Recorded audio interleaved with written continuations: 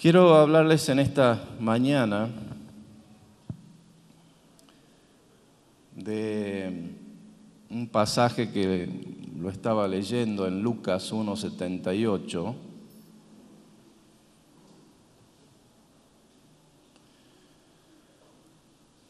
que hace tiempo que no lo leía, o yo lo conocía este pasaje, pero no sé si usted hace cuánto que ha leído, o si lo ha leído alguna vez este pasaje. Se trata de el nacimiento de Juan el Bautista, cómo Dios en su plan de salvación había ya predestinado que nacería un profeta, Juan el Bautista, que iba a ser el que iba a preparar el camino del Señor, del Salvador. Su padre, Zacarías, que ya era avanzado en edad, y su esposa, que no podía tener hijos, viene un ángel y le dice: vas a tener un hijo, y él estaba como dudando de eso, su esposa también. Y como conocemos la historia, ¿no?, que él quedó sin poder hablar por un tiempo a causa de su incredulidad, porque él decía: ¿cómo puede ser posible que suceda algo así? No podía creerlo. Entonces el ángel le dijo: por no creer te vas a quedar mudo hasta que nazca tu hijo. Y entonces, cuando nació por fin Juan el Bautista, se dio a luz, la esposa de Zacarías, le preguntaron: ¿y qué nombre le van a poner? Le vamos a poner Zacarías, seguramente como su padre. La esposa dijo: no, se va a llamar Juan. ¿Pero cómo se va a llamar Juan? Dicen, sí. Si el padre se llama Zacarías y no hay nadie en la familia que se llame Juan. Entonces le preguntaron a Zacarías, él no podía hablar, recuerden que había quedado mudo, sin poder hablar. Le dieron una tablilla para que él escriba el nombre que iba a tener el hijo que había nacido, y él escribió en esa tablilla: su nombre será Juan. Y en ese momento Zacarías recupera la voz, el habla, porque él había quedado mudo a causa de su incredulidad. Y dice que en ese momento él fue lleno del Espíritu Santo, Zacarías fue lleno del Espíritu Santo y empezó a profetizar. Y dice así la profecía, ¿no? Estamos leyendo acá en,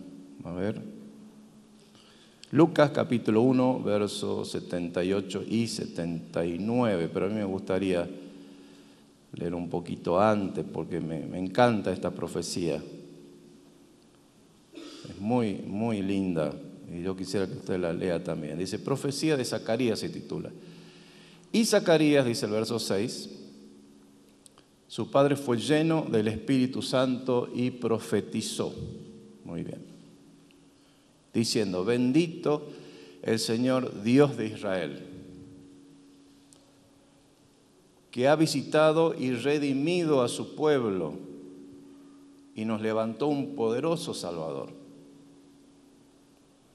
en la casa de David su siervo, como habló por boca de sus santos profetas que fueron desde el principio. Salvación de nuestros enemigos, de la mano de todos los que nos aborrecieron, y para hacer misericordia con nuestros padres y acordarse de su santo pacto, del juramento que hizo Abraham nuestro padre, que nos había de conceder, que librados de nuestros enemigos, sin temor, le sirvamos en santidad y en justicia delante de Él todos nuestros días. Qué lindo, ¿no? Poder servir al Señor en temor, en santidad, que se cumpla el pacto que Dios hizo a Abraham, que libres de nuestros enemigos le podamos servir al Señor. Sin temor le sirvamos, dice, en santidad y en justicia delante de Él todos nuestros días, no solamente un tiempo, unos años, sino todos nuestros días. Todos los días de nuestra vida. ¿No es ese tu anhelo? Es mi anhelo, poder servir al Señor todos los días hasta el día que el Señor me llame a su presencia, con mi esposa Viviana, poder servirle al Señor hasta el último día de nuestra vida, sin impedimentos, sin temor, en justicia, en santidad, poder servir al Señor. Yo creo que ese es el anhelo más grande que hay en mi corazón, poder llevar la palabra del Señor a otros lugares, que muchos conozcan el Evangelio. Ese es el objetivo de nuestra vida. Podemos tener algunos otros objetivos quizás menores o más terrenales, pero ese es el objetivo mayor de nuestra vida. Y deseo que también pueda ser el de tu vida, porque sabes que cuando sirves al Señor, cuando siembras en la obra de Dios, eso tiene un resultado, un efecto eterno, no pasajero, no se queda acá en la tierra solamente, sino tiene un efecto eterno, tiene recompensa eterna en los cielos. Y vamos a recibir esa recompensa del Señor. Quizás aquí en la tierra te toque vivir austeramente, hay cosas que no puedas hacer, quizás tengas algunas limitaciones económicas o de distintos índoles, pero si sirves al Señor, sabes que tendrás una recompensa mucho mayor en los cielos. Amén. Amén. Recuerden la historia que contó Jesús de Lázaro, ¿no? Que él comía de las migajas, dice que caían de la mesa del rico. Y él fue a la presencia del Señor y allá fue recibido con grandes honores. Y el rico, que había disfrutado toda su vida, ¿qué le tocó? Bueno, conocemos la historia.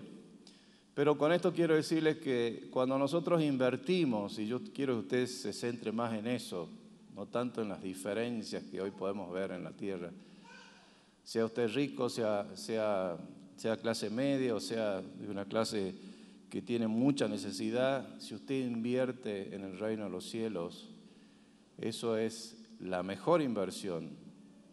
Y quizás no tenga todas las cosas en este mundo, pero si usted invierte en el reino de los cielos, en el Señor, en la obra de Dios, en llevar a otros el Evangelio, no estoy hablando de dinero aquí, sino estoy hablando de predicar la palabra del Señor, hacer posible que la palabra del Señor sea conocida por todos.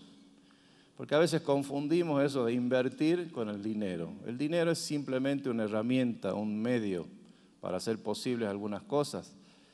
Pero nuestra confianza no está en el dinero, sino en el poder de Dios. Es el poder de Dios el que hace convertir al alma pecadora en arrepentimiento, es el poder de Dios que sana a los enfermos, es el poder de Dios que hace que el Evangelio pueda llegar hasta lo último de la tierra. Es Dios y el poder de Dios, el Espíritu Santo, que hace posible las cosas. La vida misma, el aire que usted respira es gracias al poder de Dios. Nada podríamos hacer sin Dios, sin el Señor. Así que cuando hablamos de invertir, hablamos de que tu corazón esté disponible para lo que Dios quiere hacer. No estoy hablando de dar y de dar, porque a veces podemos malinterpretar eso, que el dinero es el Dios y es el Dios con minúscula. El dinero simplemente a veces más corrompe y arruina a las personas que otra cosa. Necesitamos un corazón entregado al Señor. Que cuando el Señor te diga, haz esto, lo puedas hacer. Cuando el Señor te mande a hacer algo, le puedas obedecer al Señor. Y cuando el Señor te pida que des algo, también tu corazón sea generoso para dar. Así que acordarse de servir al Señor, y la inversión más grande de nuestra vida es poder servir al Señor. ¿Por qué? Porque Él nos libra a nuestros enemigos. Tus enemigos pueden venir como río, dice. Viene el enemigo a veces contra tu vida, contra tu salud, contra tu familia, contra tu economía. Pero el Señor sale como un poderoso gigante a defenderte. Y no te va a poder tocar el enemigo si el Señor no se lo permite. Dios a veces permite cosas en nuestra vida para hacernos reaccionar, para que entendamos que Él es el que tiene el poder. Que podamos humillarnos ante el Señor, Porque a veces nos sentimos todopoderosos, ¿no? Creemos que porque tenemos algo ya somos superpoderosos y no lo somos. Somos polvo. Y solamente el Espíritu de Dios es el que nos vivifica. Y tenemos que ser conscientes de eso. Todo lo que quieras hacer, pregúntale primero al Señor. Señor, yo quiero hacer esto. ¿Me permites hacerlo? ¿Me autorizas a hacerlo? ¿Puedo hacerlo? Y cuando caminas en la voluntad de Dios, Dios va a ir abriendo puertas, abriendo los caminos. Esos caminos que a veces parecen inexistentes, pero Dios hace caminos donde no hay. Dios hace posible todas las cosas. Así que esto de concederle al pueblo de Israel la libertad de que ser libres de los enemigos parecía algo imposible. Y hasta el día de hoy parece algo imposible, ¿no? Que Israel pueda tener paz y pueda ser libre de sus enemigos. Pero si nos volvemos a Dios, Él se encargará de nuestros enemigos, porque Él lo prometió a su padre Abraham. Del juramento que hizo Abraham, nuestro padre, que nos había de conceder que librados de nuestros enemigos, sin temor les sirvamos. Pero ¿qué pasó con el pueblo de Israel? Dice, a los suyos vino, pero los suyos no le recibieron. Mas a todos los que creen, es decir, a nosotros, les ha dado el poder, el derecho de ser llamados o de ser hechos hijos de Dios. Amén. Servirle al Señor en santidad y en justicia.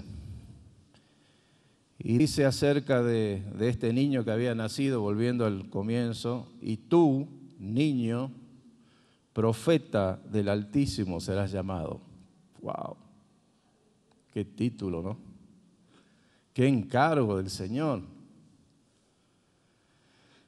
Y tú, niño, un niñito que parecía nada o insignificante, uno dice, un niño, ¿qué puede hacer un niño? Bueno, pero ese niño iba a ser el profeta del Altísimo.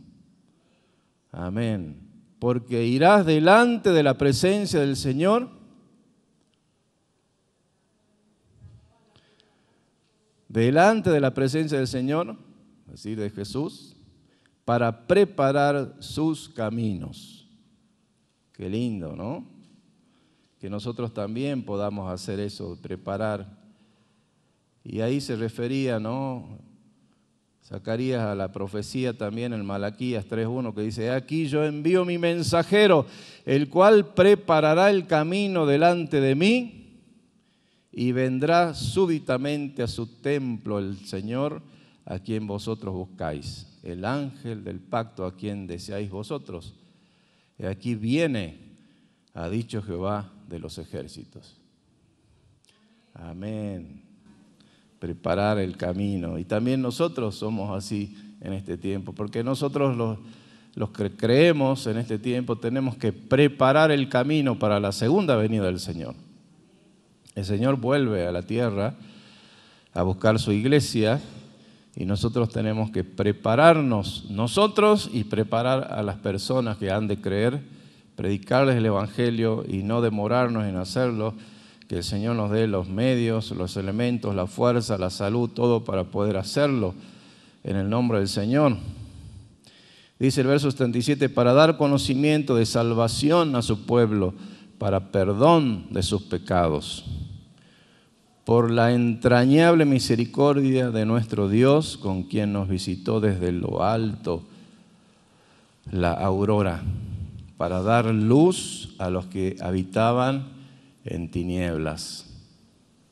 Me gusta mucho esta palabra de que el Señor nos visitó desde la altura, dice, de la aurora, para dar luz a los que habitaban en tinieblas y en sombra de muerte, para encaminar nuestros pies por camino de paz. Y el niño crecía y se fortalecía en espíritu y estuvo en lugares desiertos hasta el día de su manifestación a Israel. Y todos conocemos, ¿no?, la historia de Juan el Bautista, como él fue anunciando el evangelio del reino de los cielos, arrepiéntanse, y bautizándolos también. Quiero hacer un poco hincapié en esto de que Israel en ese tiempo, así como nosotros también en este tiempo, vemos a muchas personas que están como sentados en tinieblas. Dice, el pueblo que habitaba en tinieblas vio gran luz. Ahí como leímos en Lucas, ¿no? Para dar luz a los que habitan en tinieblas. Y eso de habitar en tinieblas es como cuando uno está en un lugar, a veces parece como que tiene una cierta luz. Yo recuerdo en algunos momentos de estos días fríos de invierno que uno se sienta al lado de la estufa, del hogar a leña y en el campo, si usted tiene en su casa, y hacía mucho frío. Algunas noches en Vaqueros, donde vivimos, teníamos una estufa a leña y a veces uno le ponía leña y bueno, calentaba la casa, estaba inclusive iluminada por el fuego, por las llamas y calentito adentro, pero después de unas horas se acababa, se iba quemando, las brasas se iban desmenuzando, haciéndose cenizas, y de repente el fuego que estaba calentando la casa se apagaba, como a las 4 de la mañana. A veces uno se levantaba y estaba frío, y era que se había apagado el fuego. Y a veces yo me sentaba ahí, ¿no? Y decía, qué frío que hace. Estaba en la oscuridad mirando como el fuego tenía sus últimas lucecitas, ¿no? Que ya se apagaba. Uno lo soplaba y solamente se prendían algunas brasitas muy pequeñas. Y entonces uno estaba en la oscuridad y en el frío. Y así pasa a veces en la vida, que uno en ciertos tiempos de la vida, uno puede tener calor, puede tener luz, estar bien, permiso. Pero en determinados momentos esa luz se apaga, algo sucede. Quizás teníamos nuestros años de luz y de bienestar, pero en un momento de la vida suceden y se va apagando y terminamos sentados en la oscuridad, en el frío. Y esa es la imagen que presenta acá la palabra del Señor, que dice que el pueblo estaba sentado en la oscuridad. Es decir, que estaban necesitados de una luz, no tenían una visión, no tenían una luz que les alumbre, no tenían el calor de esa luz tampoco. Estaban perdidos, y hace esa imagen, sentados en la oscuridad, sentados en las tinieblas. Y posiblemente en nuestra vida nos toca algunos momentos así, de estar en la oscuridad, sentados en la tiniebla, en el frío, y no sabemos cómo podemos hacer para salir de esa situación. Él nos visita desde lo alto, dice, por su entrañable misericordia, la misericordia de nuestro Dios, con que nos visitó desde lo alto de la aurora. Dios es luz. Y cuando Dios se acerca a nosotros, nuestra oscuridad se desvanece. Por eso es que debemos acercarnos a Dios. El que se aleja de Dios permanece en la oscuridad, en las tinieblas. Pero cuando nos acercamos a Dios, se ilumina nuestra vida. Se llena de vitalidad, de vida, de amor, de fuerza, de motivo y de un objetivo, de un propósito por el cual Dios nos ha llamado. No hemos nacido porque sí nomás, no hemos nacido solamente para complacernos a nosotros mismos, para disfrutar, sino para servir a Dios. Y cuando servimos al prójimo, estamos sirviendo a Dios. Así sea que demos un vaso de agua, así sea que le diga a alguien que nos pida, bueno, ¿me puedes traer un jugo de la heladera fresco porque tengo sed? Bueno, ayer estaban trabajando unos obreros en casa y me dicen, ¿tendrá un poquito de agua fresca? Sí, ¿cómo no? Y bueno, voy a la heladera, no había agua fresca, pero había un poco de hielo, entonces preparo el agua, le pongo hielo y le voy y le sirvo. Bueno, esas cosas insignificantes tienen valor en el reino de los cielos. Así des un vaso de agua, dice, en mi nombre, por mí lo estás haciendo, ¿no? Así que no tenemos excusa para decir, yo no puedo servir a Dios, porque no me digas que no puedes dar un vaso de agua fresco o frío, agua fría. Puedes hacerlo, ¿no? No me digas que no puedes venir y decir, bueno, hermano, ¿qué puedo hacer en la iglesia? ¿Qué puedo servir? A ver, alguien necesita algo. Tengo acá, me sobra ropa, bueno, puedo dar lo que no voy a usar. Y tratar de no volvernos acumuladores de cosas, ¿no? Porque las cosas no nos hacen feliz, más bien nos traen, a veces cuando uno más tiene, más problemas tiene. Es mejor tener lo que uno va a usar, lo justo, lo necesario, y el resto poder ayudar a otros. Porque Dios quiere que seamos así, instrumentos en sus manos, que podamos ser luz a otros. Si alguien tiene hambre, dale de comer. Si alguien está desnudo, cubrirlo. Si alguien está solo, triste, abandonado, bueno, visitarlo. Alguien está preso, ir y darle la palabra del Señor que puede liberar su alma. Así estábamos nosotros en tinieblas, pero dice que así sentados en tinieblas, Dios tuvo misericordia de nosotros y nos alumbró, donde había gran oscuridad. Pero para el Señor poder alumbrarnos a nosotros, Él tuvo que sufrir la oscuridad, las tinieblas, la muerte. Él tuvo que estar colgado en tinieblas, en oscuridad. ¿Cómo es eso? Bueno, dice así la palabra del Señor. Dice Mateo 27, 45, y desde la hora sexta hubo tinieblas. Cuando el Señor lo crucifican en la cruz, Él estaba colgado en la cruz por nuestros pecados, por causa nuestra. Nosotros fuimos que lo crucificamos al Señor, siendo Él el Hijo de Dios.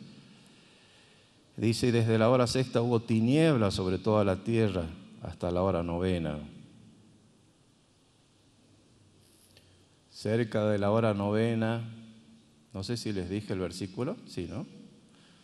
Cerca de la hora novena, Jesús clamó a gran voz diciendo, Eli, Eli, lama sabactani, esto es, Dios mío, ¿por qué me has desamparado?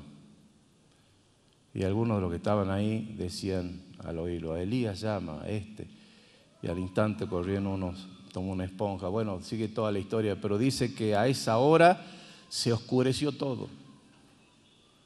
Jesús colgado en la cruz. Digo, yo tenía necesidad, siendo hijo de Dios, estando con Dios, teniendo su reino en los cielos, todopoderoso, servido por los ángeles. Él tenía necesidad de venir a estar colgado en la oscuridad, sufriendo tremendo dolor. No, él no necesitaba hacer eso, pero lo hizo por nosotros, lo hizo por usted, por mí. ¿Cómo nosotros no aceptar esa salvación tan grande? ¿Cómo no decirle, Señor, yo te agradezco por lo que hiciste por mí? Yo acepto esa salvación, me agarro de esa salvación, te pido que me perdones mis pecados. Creo que tú eres mi Salvador. Entonces dice que esa gran oscuridad cubrió al Señor de tal manera que Él se sintió solo, triste, abandonado por su Padre, y dice que Él clamó a gran voz, Señor, Padre mío, ¿por qué me has abandonado? ¿No? Y ahí, después de eso, dice que Él suspiró y dijo, consumado es, y entregó su alma, su cuerpo. Pero ahí no quedó la cosa. Ahí no terminó todo, ¿no? Sino que el Señor ya tenía pensado un plan para todos nosotros. Él estaba colgado ahí en las tinieblas, pero gracias al poder de Dios que lo resucitó de entre los muertos, lo sacó de la tumba, de la oscuridad esa, victorioso, al tercer día. Y eso me hace acordar también un poco a la historia de Lázaro, cómo Dios también, a través de su Hijo Jesucristo, que es Dios mismo, saca de la oscuridad a Lázaro. Él estaba ya en la tumba después de 3 días que había sido muerto, ya dice que tenía olor ese cuerpo. Sin embargo, Jesús dice, corran la piedra, y lo llama a Lázaro y le dice, Lázaro, ven fuera ahí. Entonces, Lázaro estaba atado. Yo no sé cómo habrá hecho Lázaro para salir de ese lugar, porque estaba atado de manos y de pies y vendado, ¿no? Lázaro salió de la oscuridad, de estar en la oscuridad salió a la luz otra vez, con vida. Él no solamente estaba en la oscuridad porque la tumba estaba cerrada, sino porque estaba muerto. Muerto 3 días. Y por el poder de Dios pudo salir de la oscuridad. Entonces vemos la obra de Dios en nosotros es sacarnos de esa oscuridad. ¿Cuántas veces usted ha estado así, sentado en la oscuridad, diciendo, ya no hay esperanza para mí? Yo no sé, Dios parece que me ha abandonado. Parece que Dios ya no me ama. Pero Dios te ha llamado para que salgas de esa oscuridad, y no solamente para que usted salga de la oscuridad, sino para que usted pueda ayudar a otros a salir de la oscuridad. Primera de Pedro 2, capítulo 2, verso 9 dice, vosotros sois, ¿qué cosa? Linaje, ¿no? Venimos, el linaje de donde viene nuestro Padre Dios, linaje escogido, real sacerdocio, nación santa, pueblo adquirido por Dios, porque antes estábamos fuera de Dios, perdidos por ahí. Pueblo, Él nos compró, pagó un precio en la cruz, adquirido por Dios. ¿Para qué? ¿Para qué hizo Dios esto con nosotros? Para que anunciemos las virtudes de aquel que nos llamó. ¿De dónde?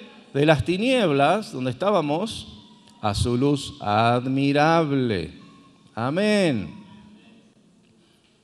Vosotros que en otro tiempo no erais pueblo, pero ahora sois pueblo de Dios. Que en otro tiempo no habías alcanzado misericordia, pero ahora habéis alcanzado misericordia. Amén. Yo quiero esa misericordia de Dios.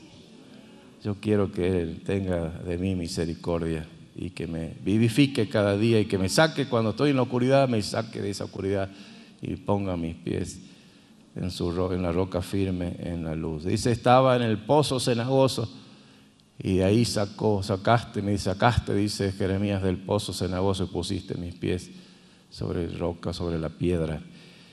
Enderezaste mis pasos, ¿no? Aunque ande en valle de sombra, de muerte, en la oscuridad, no temeré mal alguno, porque tú estarás conmigo.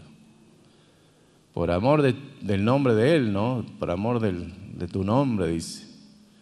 Así que damos gracias a Dios por eso. Y eso vamos a recordar y celebrar también la victoria de Jesús. La victoria de Jesús que nos pudo, Él salió de las tinieblas, ¿no? Vino desde la luz, descendió, estuvo en las tinieblas, en la tumba y venció la muerte, venció la oscuridad, venció las tinieblas y nos dio luz a nosotros también. Dice, porque tenemos vida juntamente con Cristo. Él nos sacó de la tumba, de la oscuridad, de ese pozo cenagoso y nos llamó linaje escogido, nación santa, pueblo adquirido por Dios. Qué privilegio que tenemos de ser hijos de Dios. Si usted todavía no es un hijo, una hija de Dios, usted puede serlo recibiendo a Jesús en su corazón. Estamos de pie y oramos al Señor. Señor, te damos gracias por tu palabra. A veces en la oscuridad no sabemos para dónde ir, estamos tropezándonos porque no vemos en la oscuridad. Y sentimos frío porque la oscuridad es fría. Y no tenemos luz, no tenemos dirección. Pero te damos gracias porque en tu misericordia, porque te ha placido enviar a Jesucristo, enviar al Salvador para sacarnos de la oscuridad y llevarnos a tu luz, para librarnos de las tinieblas, para